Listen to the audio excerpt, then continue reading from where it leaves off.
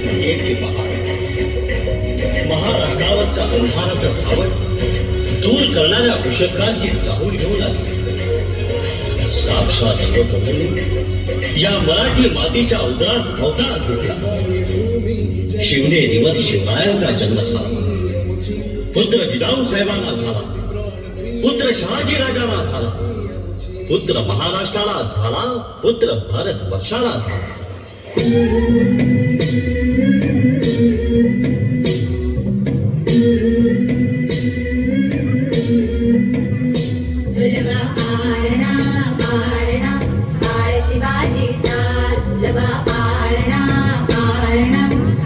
शिवाजीचा चंद्रदत्ता आई शोभतो पुष्कळ जाऊचा. चंद्रदत्ता आई शोभतो पुष्कळ जाऊचा. शिवाजीचा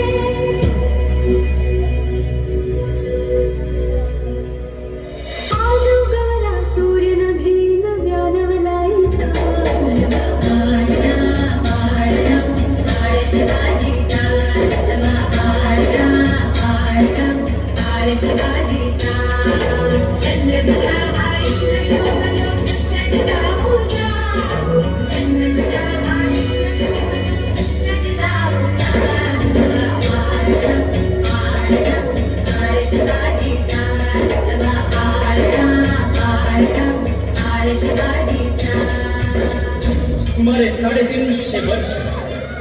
350 वर्ष महाराष्ट्र परकीयांच्या हाती गुलाम म्हणून राबत होता. कारण महाराष्ट्रातील असंख्य मराठी सरदारांचं प्रेम होतं ते त्यांच्या जहागिरीवर, त्यांच्या वतनदारीवर. जनतेच्या हालाकडे त्यांचं अजिबात लक्ष नव्हतं. यवनांच्या आक्रमणांनी ही जनता भयभीत झाली होती आणि हा अन्याय निपटून काढण्यासाठी रायरेश्वराच्या मंदिरात सवंगड्यांच्या साथीनं शिवरायांनी स्वराज्याची शपथ घेतली. अनेक अडचणींवर, अनेक संकटांवर मात करीत करीत अखेर हिंदवी स्वराज्य स्थापन केलं. प्रजेला न्याय व सुख देणारा राजा या महाराष्ट्रात निर्माण झाला. आदर्श पुत्र, सावध नेता, हिकमती लढवय्या, सज्जनांचा कैवारी आणि दुर्जनांचा कर्दनकार असं शिवरायांचं व्यक्तिमत्व आठवलं की म्हणावंसं वाटतं, पाऊल पडते पुढे मराठी, पाऊल पडते पुढे, पाऊल पडते पुढे मराठी, पाऊल पडते पुढे, पाऊल पडते पुढे मराठी, पाऊल पडते पुढे.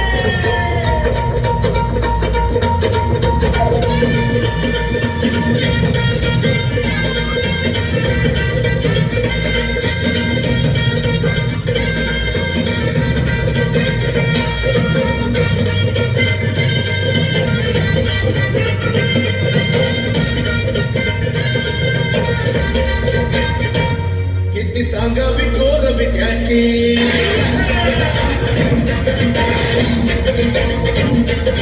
छत्रपती शिवबाची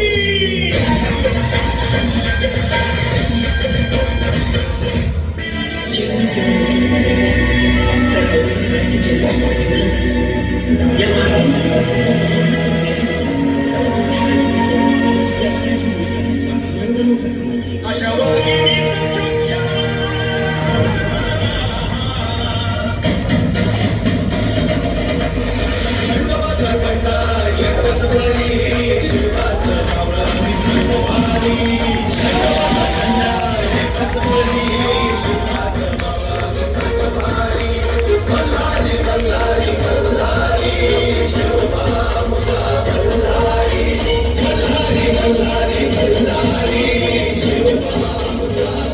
स्त्री ही मराठ्यांच्या व्यवहारातली देवता आहे. तिची सरेआम विटंबना झाली. हा बंदोबस्त झालाच पाहिजे. नसेल तर आम्ही तलवार घेऊन निघू पन्हाळ्याच्या आपल्या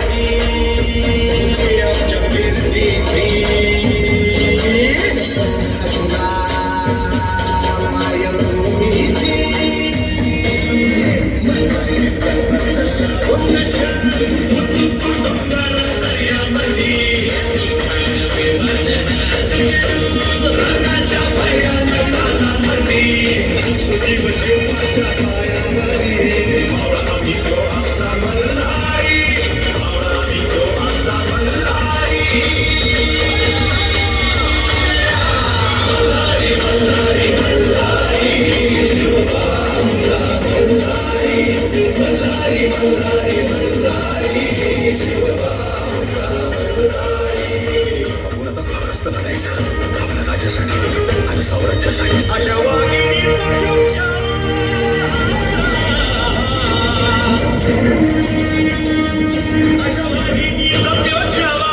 गनिमाला कसा ठेचावा डोक्यात गणी मिकावा भेटीचा धाडला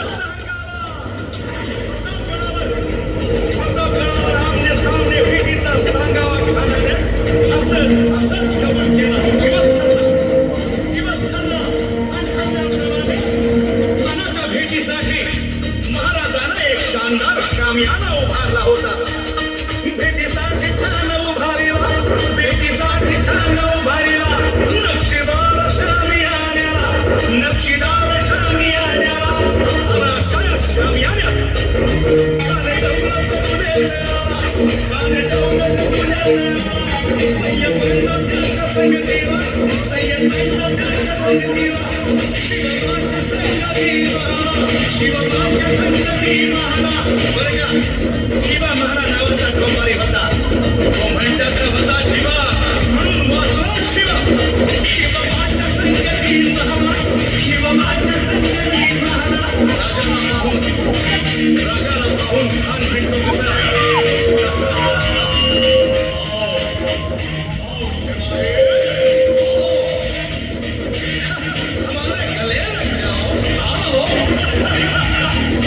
खान हाक मारी तो हसनी खान हाक मारी तो हसनी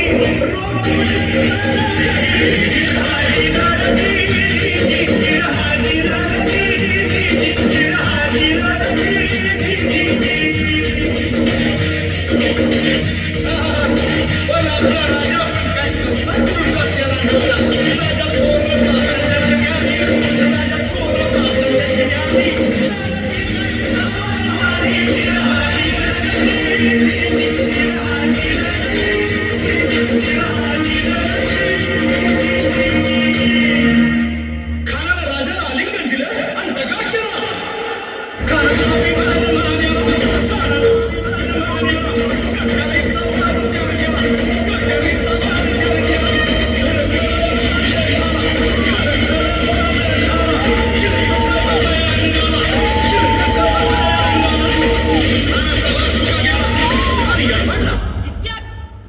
इतक्यात काय छत्रपती शिवाजी महाराज अफजल खानाचा वध करणार आणि आपल्या सगळ्यांच्या धमन्यांमधलं रक्त सळसळणार आणि आपण सगळे एकच घोषणा करणार छत्रपती शिवाजी महाराज की जय. बोला, तुम्ही पण बोला जय, मी पण बोलतो जय, तुम्ही पण बोला.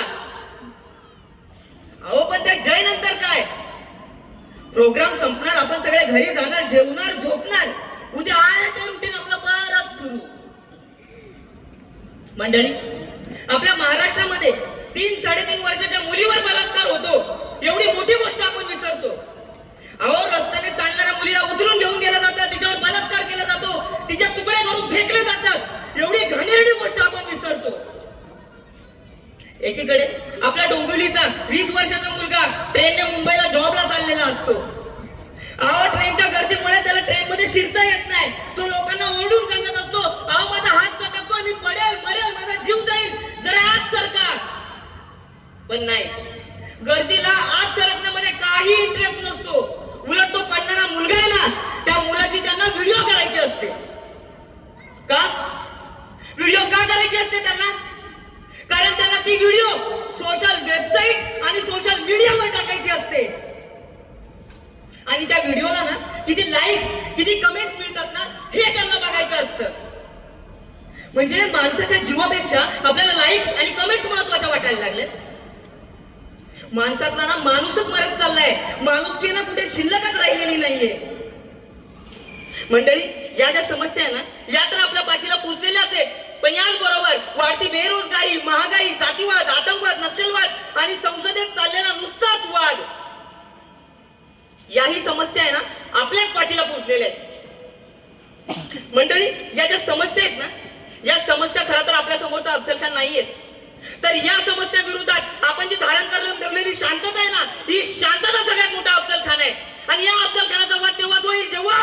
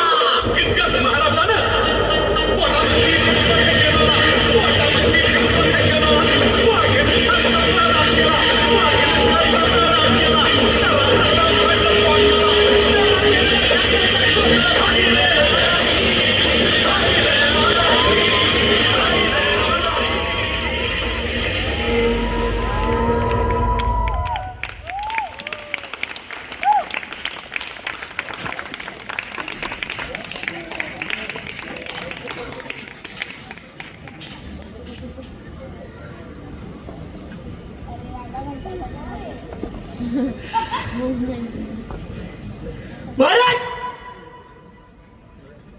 महाराज, महाराज, महाराज, महाराज, महाराज. ओ दादा, आता इथे स्टेजवर अफजल खानचा वध झाला, महाराजांनी केला, बघितलं ना तुम्ही? ओ ताई, आता इथे अफजल खानचा वध केला महाराजांनी.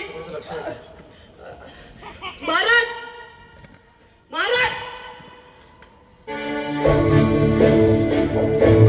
महाराज, शोध कुठं महाराज,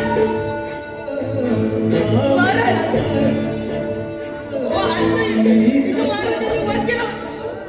महाराज, महाराज, महाराज,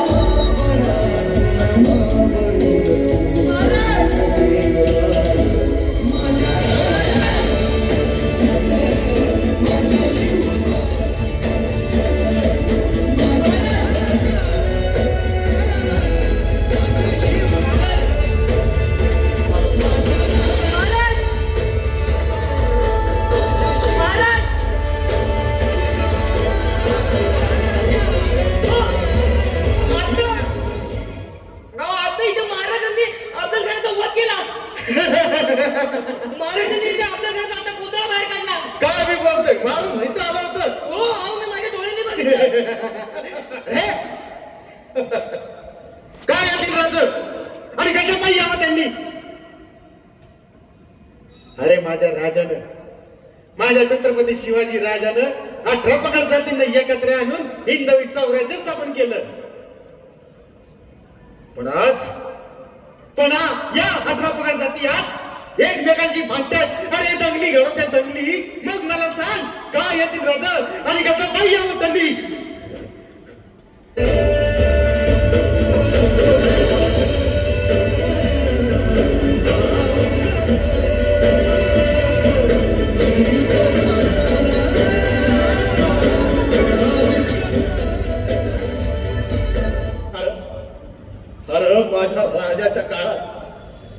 माझ्या राजाच्या काळात आया बहिणींना मान सन्मान होता. अरे माझ्या राजाच्या काळात आया बहिणींना मान सन्मान होता. खूप खूप मान सन्मान होता. पर स्त्री माते समान अशीच आमची आई असते सुंदर रूपवती. आम्ही सुंदर झालो असतो वदले छत्रपती. पण आता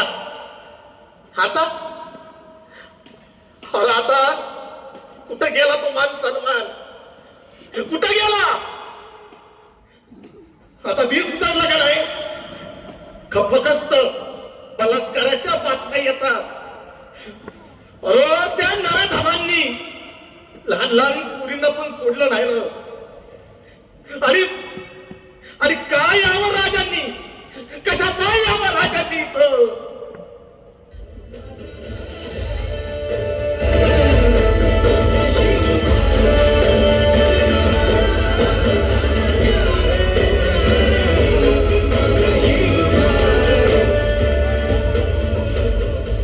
नजीकच्या काळात आपल्या या देशात एक महामानव होऊन गेलं, डॉक्टर बाबासाहेब आंबेडकर. त्यांनी या देशाचं संविधान लिहिलं आणि माझ्या शिवरायांनी हिंदवी स्वराज्याचं स्थापना केली. आणि त्या महामानवाने म्हटलं होतं की मला संविधान लिहिताना जास्त त्रास झाला नाही, कारण छत्रपती शिवरायांचं स्वराज्य माझ्या डोळ्यासमोर होतं.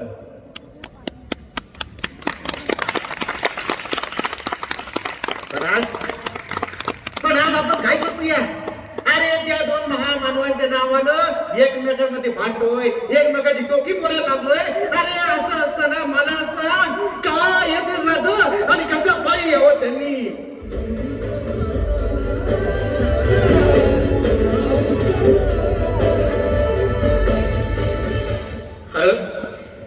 अरे माझ्या राजाच्या काळात शेतकरी आनंदी होता, सुखाने होता. माझ्या राजाच्या काळात भ्रष्टाचार नव्हता. पण आता शेतकऱ्याच्या मालाला भाव नाही. शेतकरी दुःखी आहे. शेतकरी म्हणजे बळीराजा दुःखी आहे. आणि भ्रष्टाचार तर समधीकडे फोपावला आहे. मग काय यावं राजांनी आणि कसं पाय यावं?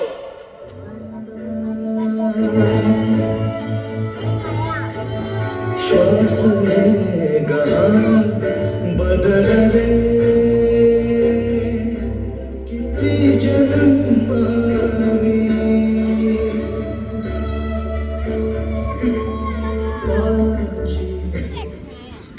आजकाल एक नवीन गोष्ट सुरू झाली आहे. समधी जण एकच हात देत आहेत, राज पुन्हा जन्माला या, राज पुन्हा जन्माला या. अरे पण मला सांग कसं येतील राज? अरे राजांना जन्माला घालणारा औषध तरी कुठे आहे तिकडं? अरे मग मला सांग काय येतील राज आणि कशा पायी यावं त्यांनी? कशा पायी यावं त्यांनी? कशा पायी यावं त्यांनी?